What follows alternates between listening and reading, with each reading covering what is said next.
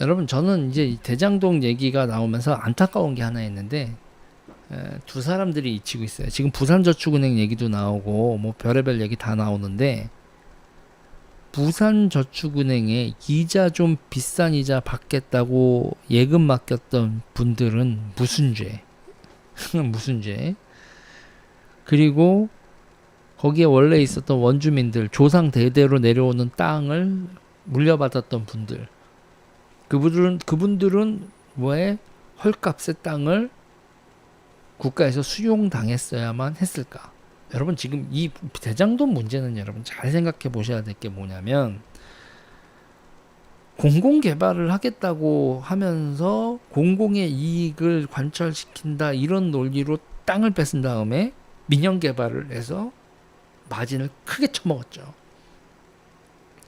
그러니까 한국 정치 있잖아요. 한국 정치를 제가 보고 있으면서 그러니까 기본적으로 여러분 이게 땅이라는 게 이게 이 철근 콘크리트의 덕분에 이 강철 앤드 콘크리트의 덕분에 이게 건물이 쭉 올라가면서 땅이 이게 공중에 대한 권한까지 됐잖아요. 지금 우리는 다 그걸 가지고 지금 이 나라에 농간이 벌어지고 있는 겁니다. 여러분 미국은 주택 가지고 그 땅 투기를 못하는 그게 땅값이 올라가긴 올라가지만 그래도 우리 같이 난리 폭리가 발생하지 않는 게 거긴 여러분 주택 부지가 여러분 단층이잖아.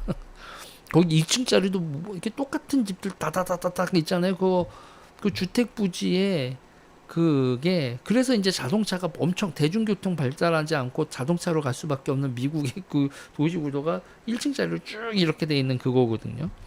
우리는 이제 때 되면 5층짜리, 10층짜리 올려주고 10층짜리, 20층짜리 올려주고 그러면 그래서 여러분 그런 거예요. 왜 지방 불균형 막 도시로 이렇게 아니 지금 우리가 도시 삶의 주거 형태 선호하는 주거 형태를 그렇게 공중에서 사는 거로 집적도가 높은 아파트를 선호하게 해서 그거를 또 재개발 재건축을 해서 기존에 있었던 도시의 밀집도를 올려주고 있는데 지방 도시가 안 망할 수가 있나?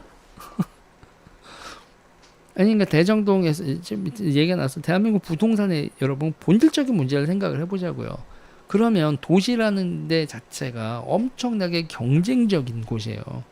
경쟁적인 곳이고 삶에 있어서도 가치도 막 경쟁해서 이기고 뭐하고 하는 그런 공간에 사람들을 다 밀어놓는데 문제는 도시는 잘나고 뛰어나고 경쟁심 있는 놈들 그런 사람들만 집어넣고 그 문명의 최도의 산물을 끄집어내기 위해서 부와 인재들 이쁜 사람 잘난 사람 똑똑한 사람 연예인 뭐 이런 거 다 모아서 그렇게 도시가 그렇게 해서 그 문명의 중심적인 역할을 해야 되는 거고 나머지 사람들은 그냥 태어나서 밥 먹고 애 낳고 동네 친구들이랑 수다 떨다가 같이 축구 보고 뭐하고 이렇게 살아야 되는데 전부 다 대학 가야지 경쟁해야지 돈 많이 벌어야지 그런 거로 도시로 다 밀어넣는데 출산율이 답이 나올 수가 있나?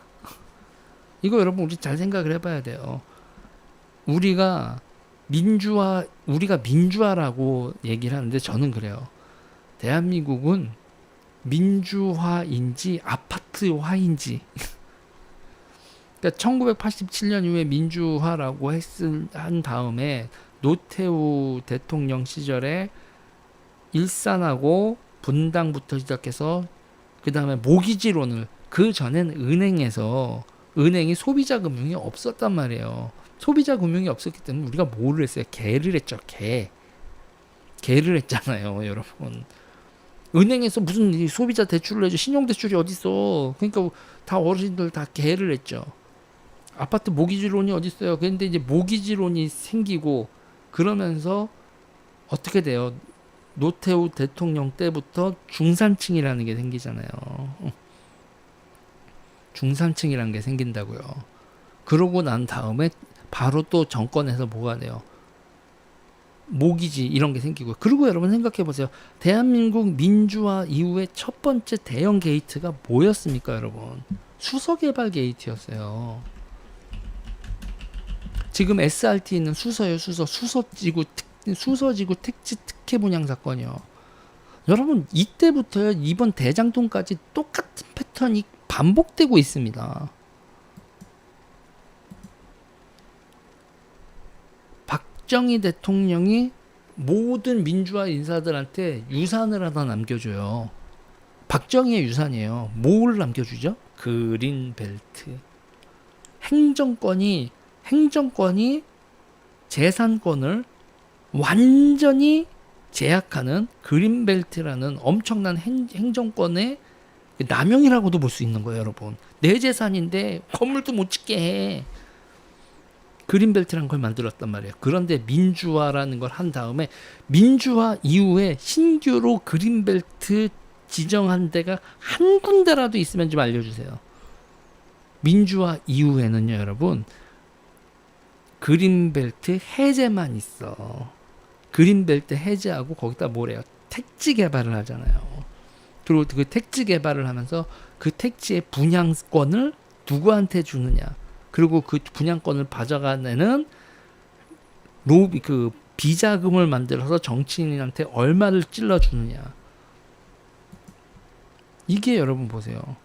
민주화 이후에 그린벨트 팔아먹기, 행정이 그린벨트 팔아먹어서 두 가지예요. 지금 다 돈 버는 게, 돈 벌고 정치와 관련돼 있어서 모든 그 대간 업무의 핵심이 뭐가 돼버렸냐면 정치인들이 그 지역민들한테 용적률을 올려주세요.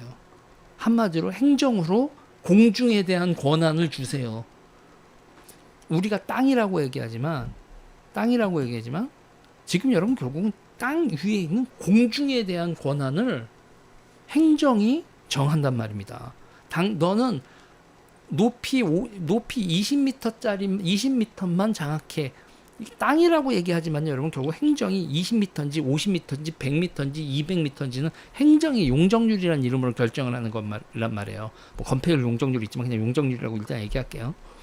그 권한을 가지고 정치 자금을 만들어 온 거예요. 행정이 조닝이라고 하죠. 조닝. 그런데 문제는 우리가 그 조닝 재개발하면서 높여주고, 그리고 재개발하려고 여러분 건물 높이려면 여러분 무조건 올려주면 안 되잖아요. 그럼 뭐 어떻게 해야 돼요?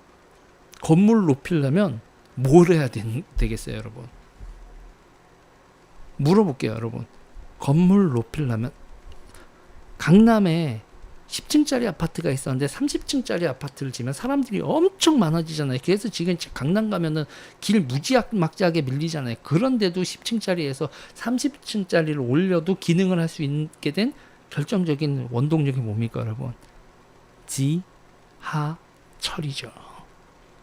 지하철 없으면요, 건물 높이 올라가면 생지옥 열리는 겁니다. 지금 여러분 다 기부 체납 이런 얘기하고 있잖아요. 그 중에서 내가 올렸으니까 얼마만큼 기부 체납한다 이건데, 지금 그런 차원의 얘기가 아니라 여러분 생각해봐요. 그러면요 있잖아요. 아파트를 올리기 위해서 지하철을 뚫는 걸 뭐로 해야 돼요? 국가 예산으로 해야 돼요. 자, 뭐랑 똑같은 거냐면 대장동에는 뭐가 있었어요, 여러분? 터널을 뚫어주는 거 있잖아요.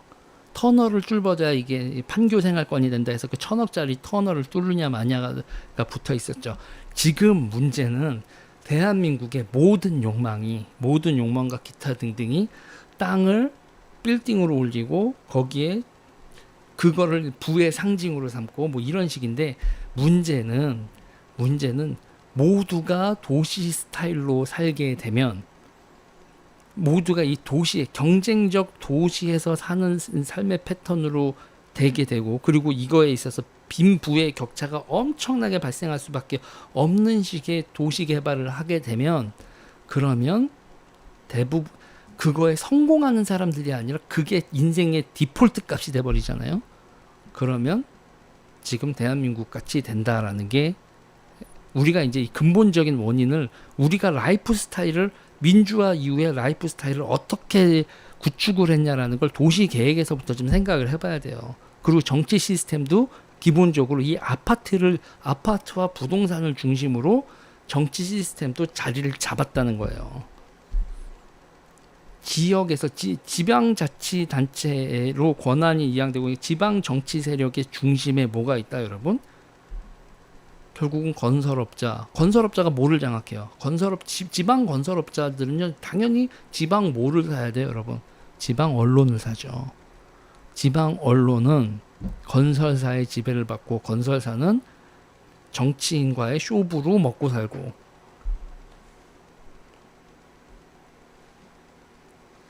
이거예요 여러분.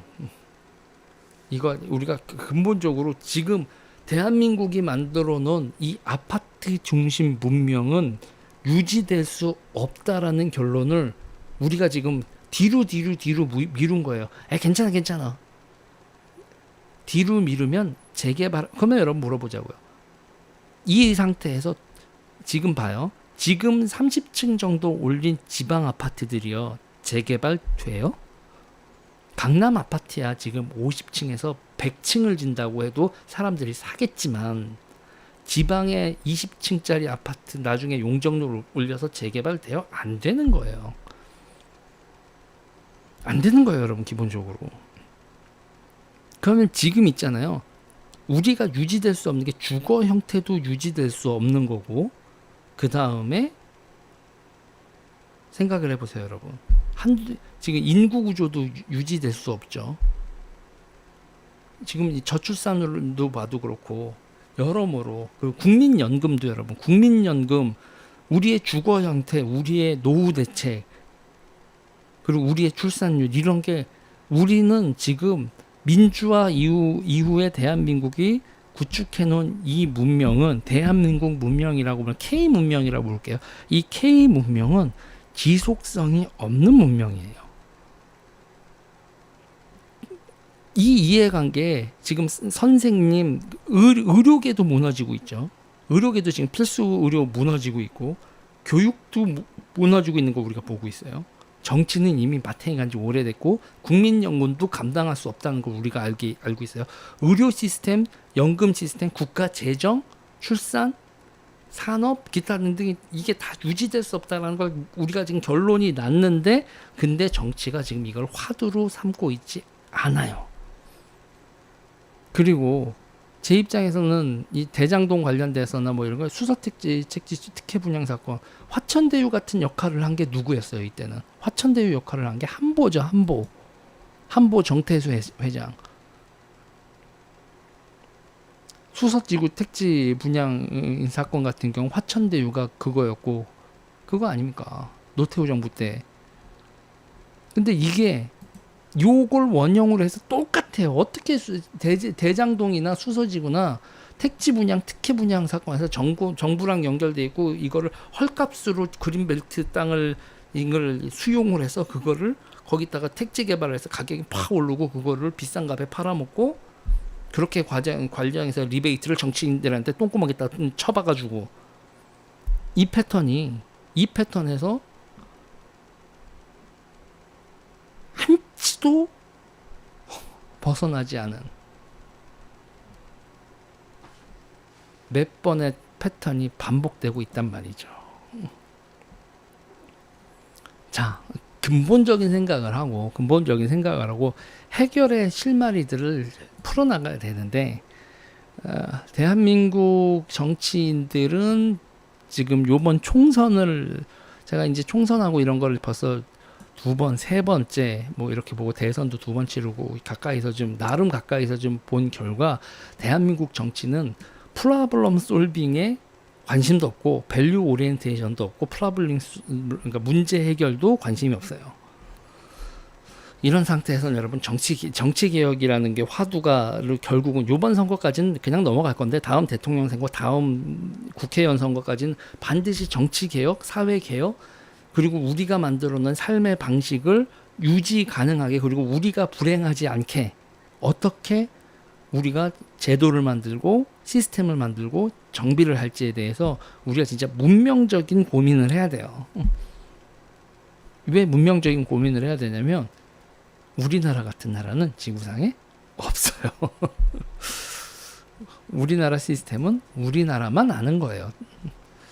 자, 이 특별한 아파트화, 아파트 공화국, 이 아파트 공화국 교육열 높고 미국 좋아하고 교육열 좋고 좌우 안 가리고 미국 좋아하고 내 새끼는 아주 글로벌라이제이션 돼 있는데 모두가 다 불만이고 불평이고 불행하고 그런데 문화는 마구 문화적 실력자들도 엄청나게 해서 피아니스트도 나오고 뭐 케이팝도 나오고 영화 뭐 기타 등 이렇게 문화도 모두 이렇게 폭발을 하는데 그런데 지속될 수 없는 이 확 타고 있는 이 K 문명 이거를 어떻게 손을 봐야 될지 우리 모두 고민을 해봐야 될 때다. 자, 이 얘기를 해드리고 싶네요. 이 얘기는 여기까지 하겠습니다.